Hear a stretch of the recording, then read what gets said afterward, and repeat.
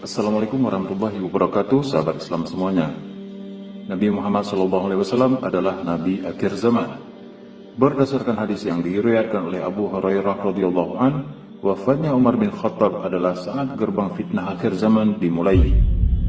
Sejak terbunuhnya Sayyidina Umar, kemudian terjadi bermacam fitnah dan pembunuhan antara sesama umat Islam dan antara umat Islam dengan kaum kufar.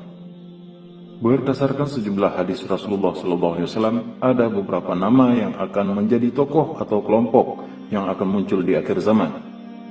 Masih ingatkah kita dengan nama-nama itu?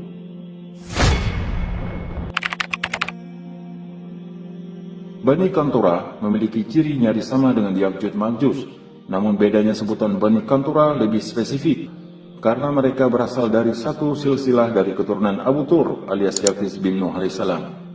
Tur sendiri adalah ras terbesar di dunia yang mencakup seluruh bangsa di dunia selain keturunan Sam, Semitik, dan Ham, Negroid. Dr. Salah Abdul Fattah Al-Khalidi secara spesifik menyebutkan Bani Qanturah adalah keturunan Tur berkulit kuning, yaitu orang Cina, Mongol, Manchuria, Korea, dan Jepang. Di akhir zaman, kaum muslimin akan berperang dengan Bani Qanturah.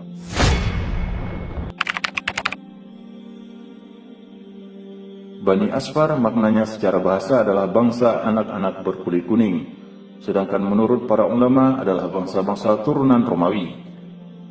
Adapun Romawi yang ada di masa Rasulullah SAW adalah Romawi Timur yang disebut juga dengan Bizantium. Menurut Murtada Az-Zabidi dalam kitab Taj Arus, Bani Asfar merupakan keturunan dari Yafis bin Nuh alaihissalam yang berasal dari Levan, Syam, namun kemudian pindah ke wilayah Anatolia, sebagian negara Turki saat ini. Bani Asfar akan menjadi sekutu umat Islam dalam suatu perang akhir zaman, namun kemudian mereka akan berkhianat.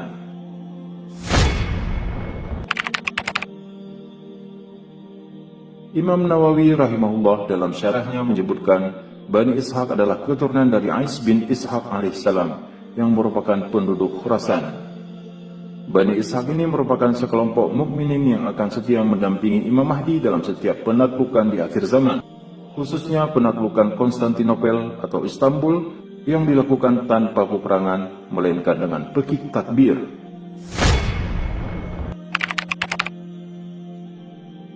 Dalam sebuah hadis dari Ibnu Majah, disebutkan bahwa Bani Tamim merupakan pembawa panji Rasulullah di akhir zaman. Mereka adalah kelompok yang berasal dari timur, yang bergabung dengan pasukan Mahdi.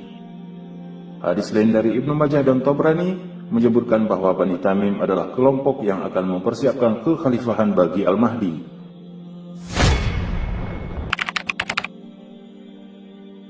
Semua ulama sepakat bahwa yang disebut dalam Al-Quran sebagai Ar-Rum adalah bangsa Romawi, kekristenan. Namun kemudian di akhir zaman, pandangan ini terpecah menjadi dua. Satu pihak menganggap Ar-Rum adalah bangsa Eropa Barat, Katolik dengan pusatnya di Roma atau Vatikan. Sementara pihak lain menganggap Ar-Rum adalah bangsa Eropa Timur, Kristen Ortodoks, yang kini berpusat di Rusia. Sebagai informasi, bangsa Romawi yang terlibat interaksi langsung dengan Rasulullah SAW adalah Romawi Timur yang berpusat di Konstantinopel, Istanbul. Sementara Romawi Barat sudah runtuh 1 abad sebelum periode Rasulullah SAW. Roma saat itu hanyalah sebuah tapasi, kepausan.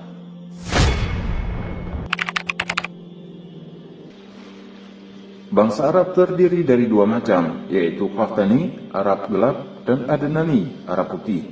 Setelah mangkatnya Imam Mahdi, umat Islam akan dipimpin oleh seorang pemuda Qahtani. Nama Qahtani merujuk pada orang Arab keturunan Ya'rub bin Jasbub bin Qahtan. Mereka ini adalah suku-suku berkulit warna gelap dan berasal dari wilayah selatan semenanjung Arabia, terutama dari Yaman dan Asir, sekarang bagian dari Arab Saudi.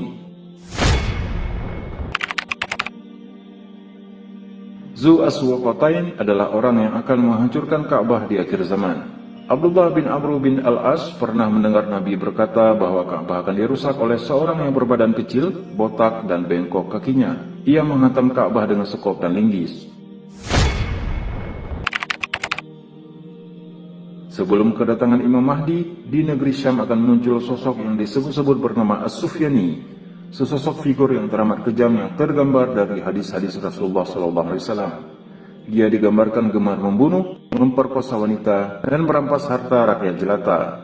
Namun hadis tentang As-Sufyan ini tak ada yang derajatnya sahih.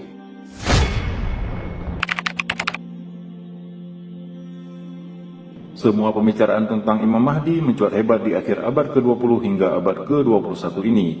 Hal ini karena nubuat Rasulullah SAW bahwa di akhir zaman akan muncul Al-Mahdi yang akan membawa Islam kembali ke masa kejayaannya. Dalam pandangan Syekh Safiur Rahman Al-Mubarakfuri, berdasarkan hadis yang diriwayatkan oleh At-Tirmizi dari Abdullah bin Mas'ud radhiyallahu an, terdapat 3 ciri Imam Mahdi. Ciri tersebut yaitu merupakan keturunan Rasulullah SAW, menguasai bangsa Arab atau dunia Islam, serta memiliki nama seperti Rasulullah, yaitu Muhammad bin Abdullah. Sudah jelas Ya'juj Ma'juj merupakan manusia seperti kita. Dalam sebuah hadis disebutkan Ya'juj Ma'juj merupakan keturunan Nabi Nuh alaihissalam. Jadi Ya'juj Ma'juj, Gog and Magog bukanlah makhluk gigantik atau monster seperti dalam cerita rakyat Anglo-Saxon. Ya'juj Ma'juj merupakan bangsa Pursak yang akan kembali muncul di akhir zaman setelah sebelumnya dikurung oleh tembok yang dibuat oleh Raja Zulkarnain. Dajjal merupakan fitnah terbesar bagi manusia di akhir zaman. Mayoritas ulama berpendapat Al-Masih Dajjal adalah sosok manusia, sementara fitnah Dajjal adalah ujian terbesar manusia menyangkut akidah dan syariah. Dajjal adalah penipu, tapi tipuan Dajjal secara lembut merasuki kebenaran, sehingga manusia tanpa sadar tak bisa membedakan mana yang hak, mana yang batil.